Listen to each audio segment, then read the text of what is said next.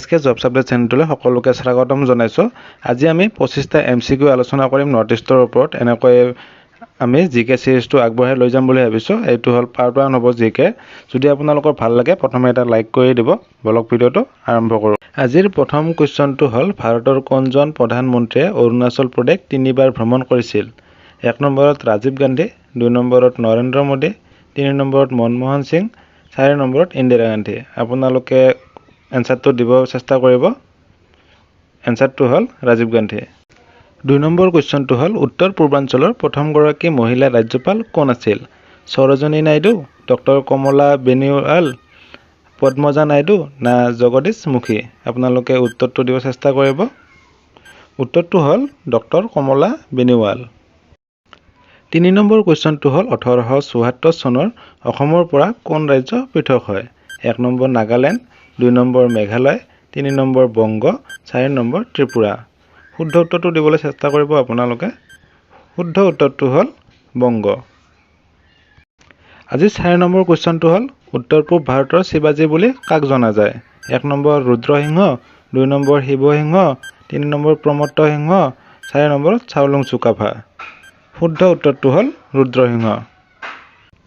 Question number 5 Manipuri আৰু ইংৰাজ সেনাৰ মাজত হোৱা প্ৰথম যুদ্ধ কি আছিল? 1 নম্বৰ পানীপথৰ যুদ্ধ, 2 নম্বৰত থৌবালৰ যুদ্ধ, 3 নম্বৰত শৰাইঘাটৰ যুদ্ধ আৰু 4 নম্বৰত ভৰালী যুদ্ধ।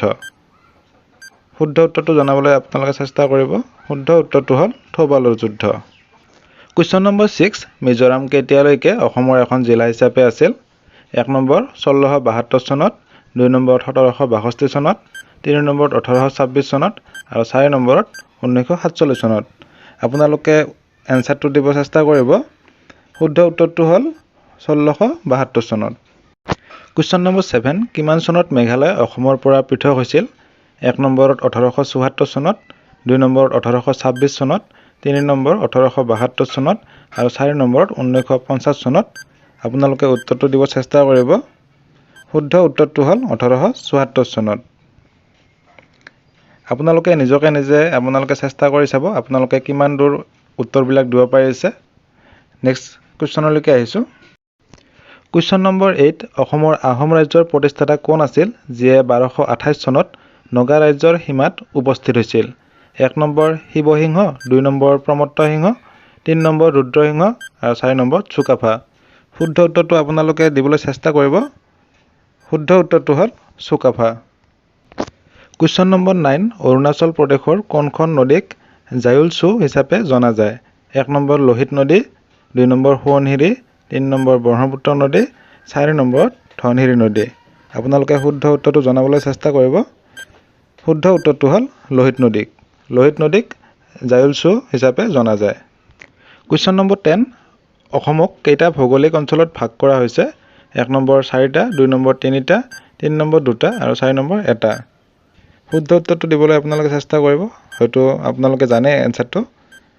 তো উত্তৰটো হ'ল 3টা, ব্ৰহ্মপুত্ৰ উপত্যকা, বৰাক উপত্যকা আৰু পাৰ্বত্য অঞ্চল 3টা।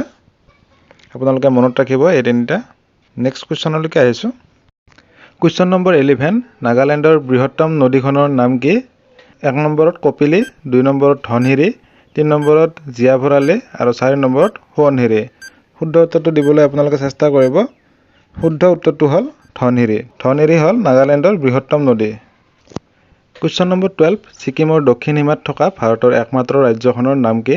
1 number Assam, 2 number Paschimbanga, 3 number Arunachal Pradesh, 4 number Bihar. হয়তো আপোনালোক সকলোৱে জানে উত্তৰটো দিবলৈ চেষ্টা কৰিব। শুদ্ধ উত্তৰটো হ'ল পশ্চিমবংগ। ছিকিমৰ দক্ষিণ সীমাত আছে পশ্চিমবংগখন। কুৱেশ্যন নম্বৰ 13 অসমৰ মাজেদি বৈ যোৱা অৰুণাচল প্ৰদেশৰ পৰা বৈ অহা নদীখন কোনখন? 1 নম্বৰত ধনশিৰি, 2 নম্বৰত সোৱণশিৰি, 3 নম্বৰত ব্ৰহ্মপুত্ৰ আৰু 4 নম্বৰত ৰঙা নদী। শুদ্ধ উত্তৰটো দিবলৈ আপোনালোকে চেষ্টা কৰিব। শুদ্ধ উত্তৰটো হ'ল সোৱণশিৰি। কুৱেশ্যন নম্বৰ 14 অ' মোৰ আপোনাৰ দেশ গীতটোৰ ৰচক কোন?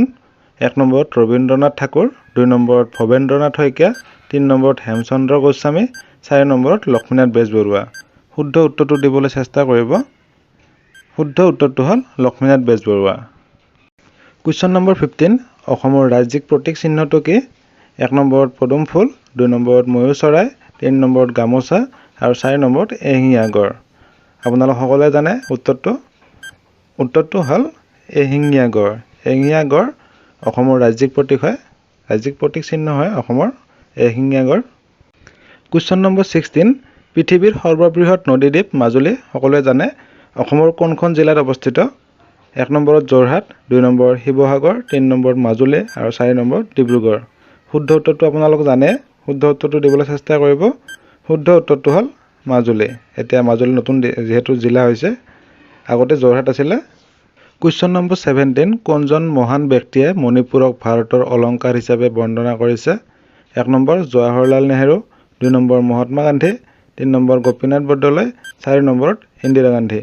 শুদ্ধ উত্তৰটো দিবলৈ আপোনালোকে চেষ্টা কৰিব। শুদ্ধ উত্তৰটো হ'ল পণ্ডিত জৱাহৰলাল নেহেৰু। কুৱেশ্যন নম্বৰ 18, অসমক জনপ্ৰিয়ভাৱে কোনখন নদী তথা পাহাৰৰ ভূমি হিচাপে জনা যায়? 1 নম্বৰত ৰঙা নদী আৰু নীলা পাহাৰ, 2 নম্বৰত ধনশিৰি নদী আৰু নীলা পাহাৰ, 3 নম্বৰত সোৱণশিৰি আৰু নীলা পাহাৰ, 4 নম্বৰত ব্ৰহ্মপুত্ৰ নদী আৰু নীলা পাহাৰ। শুদ্ধ উত্তৰটো দিবলৈ চেষ্টা কৰিব। শুদ্ধ উত্তৰটো হ'ল ৰঙা নদী আৰু নীলা পাহাৰ। কুৱেশ্যন নম্বৰ 19, অৰুণাচল প্ৰদেশৰ পিতৃস্বৰূপে গণ্য কৰা ব্যক্তিগৰাকীৰ নাম কি? 1 নম্বৰত যাদৱ পায়াং, 2 নম্বৰত ডক্টৰ ডায়িং এৰিং, 3 নম্বৰত প্ৰেম খাইডু থুগন, 4 নম্বৰত নৱম তাকে। শুদ্ধ উত্তৰটো দিবলৈ চেষ্টা কৰিব। শুদ্ধ উত্তৰটো হ'ল doctor dying Ering. Question number 20, অসমত কয়লা আৱিষ্কাৰ কৰা কোম্পানীটোৰ নাম কি? 1 নম্বৰত ইষ্ট ইণ্ডিয়া কোম্পানী, 2 নম্বৰত অসম ৰেল আৰু ব্যৱসায়িক কোম্পানী, 3 নম্বৰত অসম কয়লা কোম্পানী আৰু 4 নম্বৰত হিন্দুস্তান কোম্পানী। শুদ্ধ উত্তৰটো দিবলৈ চেষ্টা কৰিব। শুদ্ধ উত্তৰটো হ'ল অসম ৰেল আৰু ব্যৱসায়িক কোম্পানী। কুৱেশ্যন নম্বৰ 21, জলবিদ্যুৎ শক্তি উৎপাদনত দেশৰ ভিতৰত প্ৰথম স্থান অধিকাৰ কৰা ৰাজ্যখন কোনখন? 1 নম্বৰত অসম, 2 নম্বৰত অৰুণাচল প্ৰদেশ, 3 নম্বৰত মেঘালয় আৰু 4 নম্বৰত পঞ্জাৱ। শুদ্ধ উত্তৰটো দিবলৈ আপোনালোকে চেষ্টা কৰিব। নিশ্চয় আপোনালোকে জানে উত্তৰটো। শুদ্ধ উত্তৰটো হ'ল অৰুণাচল প্ৰদেশ। কুৱেশ্যন নম্বৰ 22, অসমৰ কোনখন চাহ বাগান ভাৰতৰ সৰ্ববৃহৎ চাহ বাগিচাৰ ভিতৰত এখন? 1 নম্বৰ মোনাবেৰী চাহ বাগান, 2 নম্বৰত হাৰিমুৰা চাহ বাগান, 3 নম্বৰত ডিব্ৰুগড় চাহ বাগান আৰু 4 নম্বৰত তিনিচুকীয়া চাহ বাগান। শুদ্ধ উত্তৰটো হ'ল মোনাবেৰী চাহ বাগান। বিশ্বনাথ চাৰিআলিত আছে এইখন চাহ বাগান। কুৱেশ্যন নম্বৰ 23, ৰাজ্যসভাত কিমানজন সদস্যই অসমক প্ৰতিনিধিত্ব কৰে? 1 নম্বৰত 5 জনে, 7 জনে, 12 জনে আৰু 15 জনে। শুদ্ধ উত্তৰটো হয়তো আপোনালোক জানে। শুদ্ধ উত্তৰটো হ'ল 7 জনে। কুৱেশ্যন নম্বৰ 24, কামাখ্যা মন্দিৰ কোনে পুনৰ নিৰ্মাণ কৰিছিল?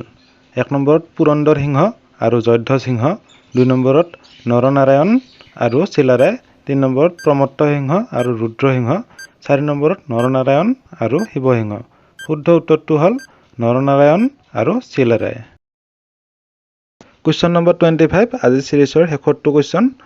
অ মোৰ আপোনাৰ দেশ গীতটো বাঁহী কাকতত কেতিয়া প্ৰকাশ হৈছিল? 1 নম্বৰত 1901 চনত, 2 নম্বৰত 1904 চনত, 3 নম্বৰত 1909 চনত আৰু 4 নম্বৰত 1912 চনত। শুদ্ধ উত্তৰটো দিবলৈ আপোনালোকে চেষ্টা কৰিব। শুদ্ধ উত্তৰটো হ'ল 1909 চনত। আপোনালোকৰ বাবে এটা প্ৰশ্ন দিয়া হৈছে, আপোনালোকে কমেণ্ট কৰি উত্তৰটো দিব বুলি আশা থাকিল। জাভা লেংগুৱেজ কোনে উদ্ভাৱন কৰিছিল? উত্তৰটো জনাব। আজি চিৰিজটোত 25টা MCQ আমি নৰ্থ ইষ্টৰ ওপৰত আলোচনা কৰিলোঁ। এনেকৈ পাৰ্ট 2, 3 এনেকৈ আহি থাকিব। তো ভিডিঅ'টো ভাল লাগিলে লাইক কৰিব। যদি চেনেলটোত প্ৰথমবাৰ আহিছে চেনেলটো ছাবস্ক্ৰাইব কৰিব। ধন্যবাদ।